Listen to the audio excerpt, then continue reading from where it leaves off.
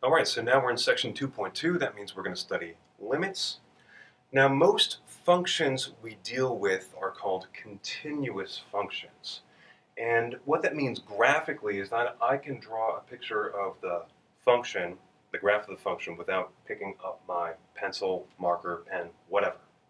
Algebraically, what this means is that as I let values of x get closer and closer to some constant value c, the values of the function f of x get closer and closer to the value of the function at c. So for example, I've graphed the picture of the function x squared plus 2x minus 3 right here. And let's notice that the value of the function at 1 is 0. That's one of the roots of this function. Now as we take values of x that get closer and closer to 1, the values of the function get closer and closer to 0, which is f of 1. So for example, coming from the right, 1.1, 1.01, 1.001, 1.0001, give me values 0.4, 0.04, 0.004, 0.0004. Coming from the left, 0.9, 0.99, 0.999, 0.9999 are the values of x. The values of the function are negative 0.39, about negative 0.04, negative 0.004, negative 0.0004. So these values, these function values, are getting closer and closer to 0 as the values of x get closer and closer to 1. So this might raise some questions in your head. First of all, do the values of the function f of x always approach the value of the function at c as x approaches c? Well, the answer here is not always. We can easily cook up some functions where the values of f of x do not approach the values of f of c as x approach c. We'll look at some examples there. Second, what happens if we have a function that's not actually defined at c? Can the values of f of x approach some number e as x approaches c, even if f of x is not defined at c? Well, that's a question. First of all, the answer is yes. And we care about this question because the sorts of functions that we look at when we look at rates of change or slopes of tangent lines are functions which are not defined at the point that we care about what the values of the function approach. All right, you're going to want to write this down. So the definition of a limit is as follows. L is the limit of f of x as x approaches c if we can make the values of f of x as close to this number L as we like by taking values of x that are really close to but not equal to c. And the notation we have here is we can write L is equal to, we write LIM. Under that we write x with an arrow going to c, and then we write f of x. We read this as the limit of f of x as x approaches c. Or we can just write f of x approaches L as x approaches c.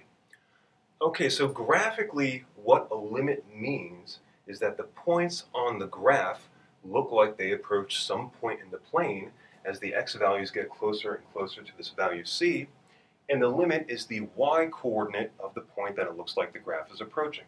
So I've got three different pictures here where the graph looks like it approaches this red circle as the x values get closer and closer to c.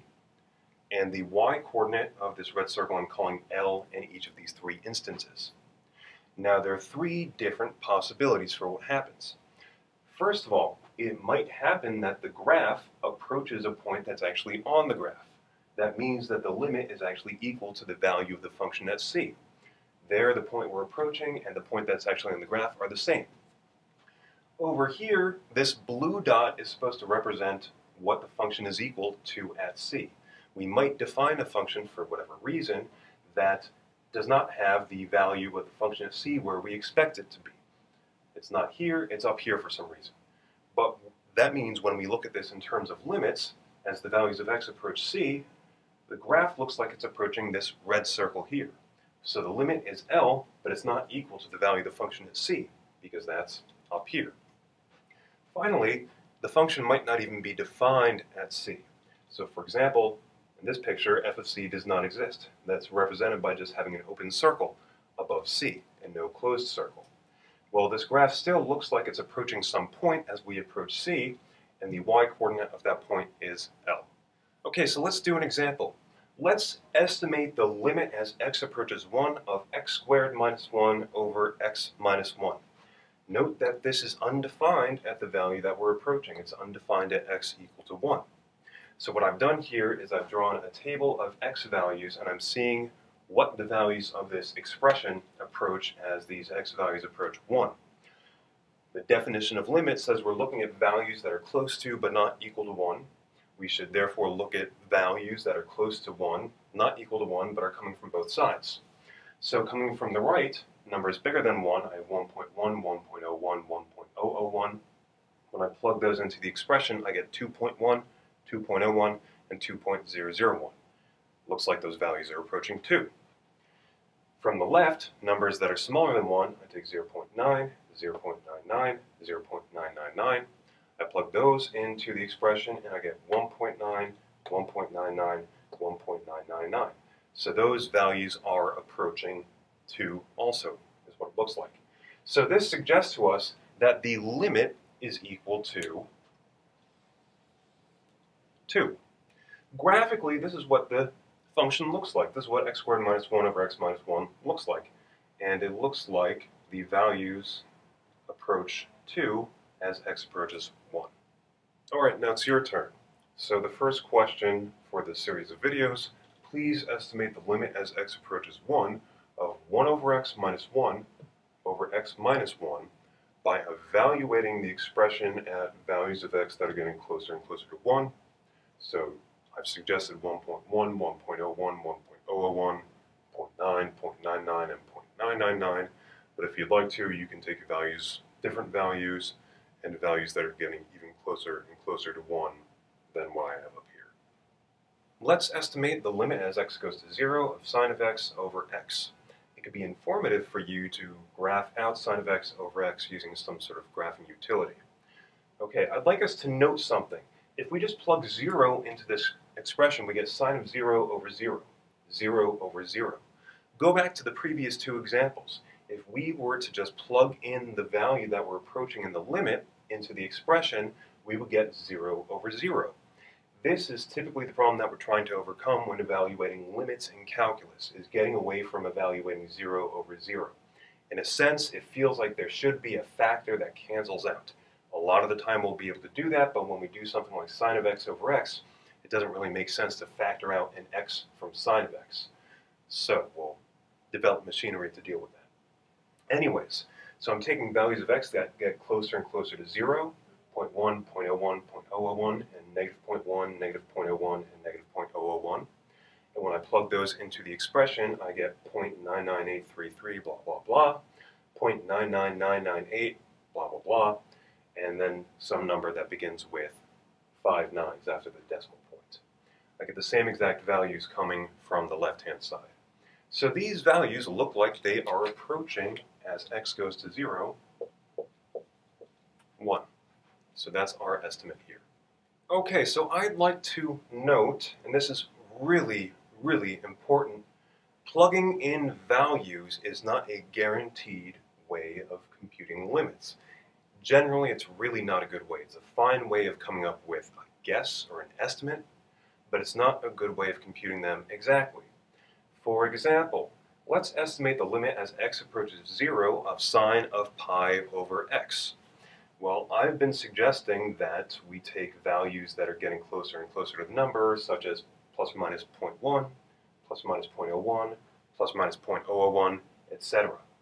Now, if you plug these values into this function, you actually always get 0. So does that mean that the limit of sine of pi over x as x approaches 0 is equal to 0? Well, that was sort of a leading question. No. No, the limit as x goes to 0 sine of pi over x is not equal to 0. If we graph it out, we see a really sort of weird behavior. The function starts oscillating really quickly between the values negative 1 and 1 as we get closer and closer to 0. In fact, it does so infinitely often. You can keep zooming in at 0 and it will keep going between negative 1 and 1 infinitely often. So as I get closer and closer to 0, I cannot guarantee that the function is approaching any value. The function is not approaching any value. I can get as close to 0 as I like and still find values that are close to -1 and still close to 1. A limit is a unique number. So sine of pi over x is not approaching any value, and we say the limit does not exist. We often abbreviate that as d n e. Generally, when you see this sort of picture, where you basically see a big black mess, that is supposed to suggest that a function is oscillating forever or infinitely often as we approach a point, and that the value of the function, or excuse me, the value of the limit does not exist at that point. Okay. What happened was when we chose the particular values of x, we happened to land on the places where the function hits the x-axis. And so artificially, we were just picking up the zeros and accidentally thinking that this function just stayed at 0, which it doesn't.